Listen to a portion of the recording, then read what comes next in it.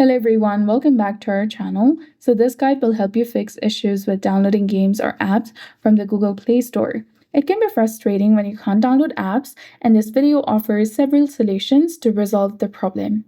First, you need to check your internet connection. So open your Chrome and verify your internet connection, and also make sure that your Wi-Fi or mobile data is stable, strong, and reliable. If your Wi-Fi isn't working, you can switch to your mobile data and vice versa. Now try updating Google Play Store.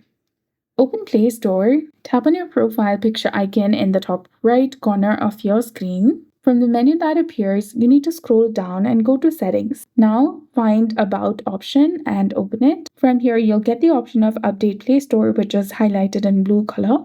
Select it, and you'll get a message that Google Play Store is now up to date. Tap on Understood and close this window. Another thing you can do is you can set the date and time automatically. Open your settings, scroll down, then tap on General Management. Once you're here, select Date and Time and make sure that the automatic date and time is toggled on. You can also try clearing the cache and data for Google Play Store and Google Play Services. Open Settings, scroll all the way down and go to Apps.